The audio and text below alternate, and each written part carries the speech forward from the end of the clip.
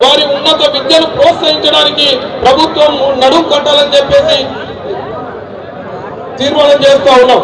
అట్లాగే మాలలపై ఆధారపడి నిర్వహిస్తున్న వృత్తులకు ప్రత్యేక ప్రోత్సాహకాలు కల్పించాలని చెప్పేసి వాటిలో మిషన్ కాకతీయ ద్వారా గుర్తించిన చెరువుల నిర్వహణ బాధ్యతను అధికారికంగా నీరడిలకు అప్పజెప్పి ప్రతి 300 ఎకరాల ఆయకట్టుకు ఒకరి చొప్పున నెలకు 15,000 రూపాయలను నిర్వాహకులకు గౌరవ వేతనంగా ప్రభుత్వం ఇవ్వాలని చెప్పేసి ఈ సభ తీర్మానం చేస్తూ ఉన్నది.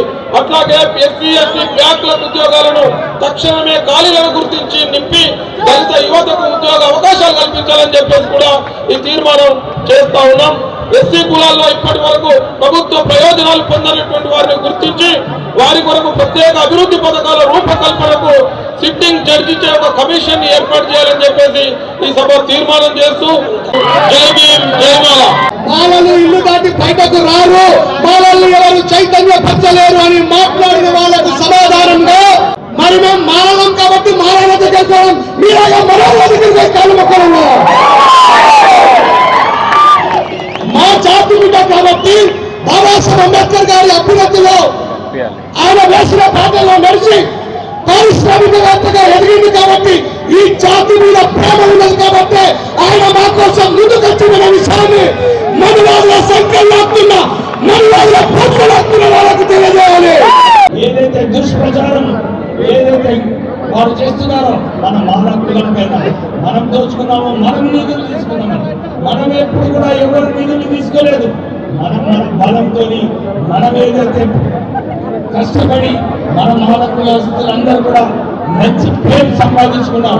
మీరందరూ చూస్తున్నారు బాబాసాహెబ్ అంబేద్కర్ గారు ఏదైతే ప్రపంచంలోనే ఒక మంచి వ్యక్తి, ఒక దళితులతో కొట్లాడిన వ్యక్తి అని చెప్పి ప్రపంచంలో ఉన్న విగ్రహాలలో బాబాసాహెబ్ అంబేద్కర్ విగ్రహాలు అన్ని విగ్రహాల కన్నా వారు మీరేదైతే మాల కులస్తుల పైన విమర్శలు చేస్తున్నారు ఆలోచించండి.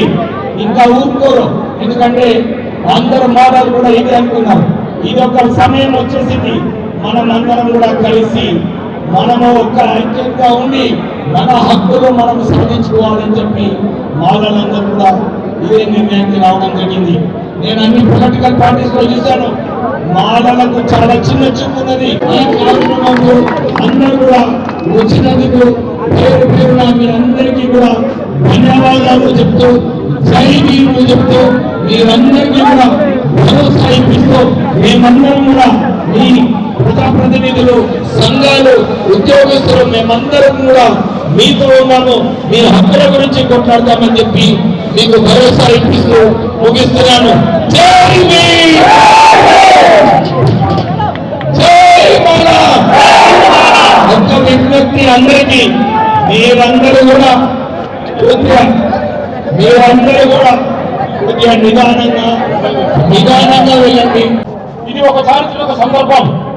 అన్నం, అధికారం, ఐశ్వర్యాల కన్నా ఆత్మగౌరవానికి విలువనిచ్చే మనం ఈ రోజు ఇక్కడ సంఘటితమైనము. బ్రాహ్మణీయ భావాజాలంతో దళితుల మధ్య చిచ్చుపెట్టిన శక్తుల కుట్రను తిప్పుకొట్టడానికి ఇక్కడ ఏకమైనం. కులమేపు విశాఖోక్తి అసమానతలు, కులవ్యవస్థ దుర్మార్గాలను ఇంకా కొన్ని కాలాల పాటు కాపాడలే శక్తుల కళ్ళు తెరిపించడానికి, దళితుల అణగారిన వర్గాల ఐక్యతను నిలపడానికి మన శక్తిని ఇక్కడ ప్రదర్శించాలనుకున్నాం. భారత రాజ్యాంగం 3 సూత్రాలకు భంగం వాటిల్లే ఏ చర్యను మానవుగా మేము అంగీకరించము. రాజ్యాంగం కల్పించినటువంటి ఎస్సీ రిజర్వేషన్ కులాల వారిగా రూరల్ జీవితాధికారం రాష్ట్రాలకు ఉందంటూ క్రిమినల్ చేసినటువంటి ఆగస్టు 1న వచ్చినటువంటి సుప్రీంకోర్టు తీర్పు 3 సూత్రాలకు, రాజ్యాంగం 3 సూత్రాలకు విరుద్ధమైనది కావున అటు తీర్పును రిజర్వేషన్ శాశ్వతంగా ఎత్తివేసే ప్రచారంలో ఉన్నది కాబట్టి ఆ తీర్పుని సున్నకర్తల ద్వారా మేము నిరసిస్తున్నాం. మీరు మార్గాలు చేయదలుచుకుంటే మాలతో మేము ఎప్పుడైనా అడ్డుపడ్డామా, మీకు ఎప్పుడైనా ఆటంకం పడ్డామా, అటువంటి కుట్రపూరితమైనటువంటి హామీలు ఇవ్వకూడదని చెప్పేసి కూడా మేము ఈ సందర్భంగా కాంగ్రెస్ పార్టీకి ఒక కార్యాలయం ఇచ్చినటువంటి వెంకట స్వామి నుండి డిసెంబర్ 9న ఇచ్చినటువంటి ప్రకటన నుండి కాంగ్రెస్ పార్టీ యూటర్న్ తీసుకుంటే మేము మాట తప్పి మడమ తిప్పే ఒక వారి దగ్గర నేను ఉండనని చెప్పేసి ఇదే మన వివేక్ వెంకట స్వామి కాంగ్రెస్ పార్టీకి తాను రాజీనామా ఇచ్చేసి బయటకు వచ్చిన తర్వాత నీకు తెలంగాణ డిగ్రీలు మళ్ళీ నువ్వు తీసుకుని ఇట్లా అనేకమైనటువంటి త్యాగాలు చేసినటువంటి చరిత్ర మాట్లాడలేదు. మాల సామాజిక వర్గాన్ని మనవాదులను మాట్లాడుతూ ఉన్నారు. కొంతమంది విప్లవవాదులు కూడా మానవాదులుగా మారి మాట్లాడుతున్న విధానాన్ని గుర్తు చేస్తా ఉన్నా. మన దృష్టిలో మాల సామాజిక వర్గాన్ని 30 సంవత్సరాలుగా రాజకీయ పార్టీల దగ్గర తన ఆత్మగౌరవాన్ని తాకట్టు పెట్టారా లేదా? పెట్టి కాలంలో చనిపోయింది మాదిగ సామాజిక వర్గం, కానీ పోరాడింది మాల సామాజిక వర్గం. మరి మీకు చంద్రబాబు నాయుడికి టీడీపీకి మొదలైపోయిందని అడగాల్సిన అవసరం ఉందని గుర్తు చేస్తా ఉన్నా. అంతేకాకుండా ఇదే వేదికగా నరేంద్ర మోడీ సుప్రీంకోర్టు తీర్పు రాదని నరేంద్ర మోడీ తీర్పు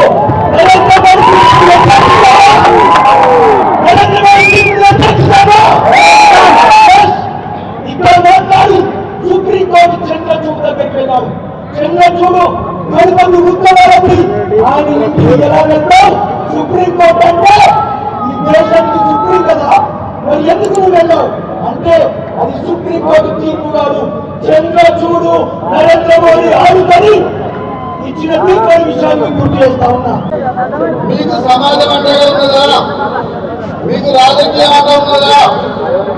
మీకు న్యాయస్థానం అంటే ఉన్నదా అన్న వాళ్ళు ఈ రోజు మన మీటింగ్ చూసి అనుకుంటున్నారు. మీటింగ్ సక్సెస్ చేయడానికి విధాన ప్రయత్నం చేశారు. కరీంనగర్ లో బస్సులు లేకుండా బస్సులు కాలు పెడతామని బెదిరించారు. 23 తారీఖు నాడు అదే గ్రౌండ్ 23 తారీఖు నాడు ఇలాంటి వాళ్ళకి ప్రకటించారు.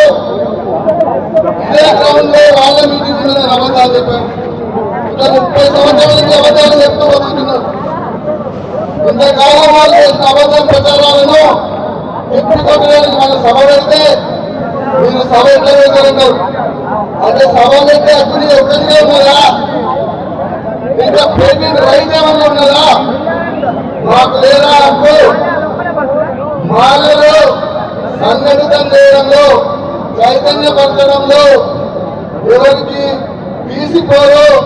ఇంతకుముందు మన రాజేశ్వర్ అన్నట్టు నువ్వు 30 సంవత్సరాలు చేస్తే మేము కేవలం 15 రోజులలో ఇంతమందిని సమీకరించగలిగామంటే మాలల గొప్పతనాన్ని చెప్పచ్చు. మీరు ఎందుకు మీటింగ్ పెడతారంటే మాలలను రగిలించి ఒక 1000 పాల బాంబును అంటించి ఆగమంటే ఆగుతుందా? హక్కులు అడుక్కుంటే రావు, పోరాడి సాధించాలని బాబాసాహెబ్ అంబేద్కర్ చెప్తే ఈయన ప్రతి మనిషి దగ్గర కాలు పట్టుకుంటాడు. మాలలు ఆ సంస్కృతి లేదు. కొట్లాడి సాధిస్తామే తప్ప ఒకరి దగ్గర తలవంచం మాలలకు పొగ ఉన్నదంటారు. అదే మన ఆస్తి, పౌరుషమే మన ఆస్తి. పౌరుషం చూపెట్టాల్సిన సమయం వచ్చింది. పౌరుషం చూపెట్టాలి. అన్యాయానికి భయం ఎక్కువ, నిజానికి ధైర్యం ఎక్కువ. ఇన్ని రోజులు అబద్ధాలు చెప్పారు కాబట్టి నిజం బయటకు వచ్చే వరకు భయం మొదలైంది. భయం ఎందుకు? మరి నిజంగా నువ్వు న్యాయం మీద కొట్లాడుతుంటే లెక్కలు తీసే వరకు ఎందుకు అవ్వట్లేదు? రాజ్యాంగబద్ధంగా చేసుకోమని అడుగుతున్నాం.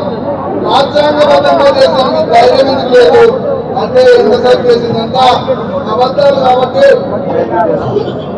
అబద్ధాలకు భయం. నిజం రాగానే అబద్ధం భయపడుతున్నదని చెప్పి ఈ సందర్భంగా నేను తెలియజేస్తూ ఎవరినో కించపరచాలను ఎవరితో వాళ్ళని భయపెట్టాలనో కాదు, కానీ మా సత్తా ఏంటో చూపెట్టాలి.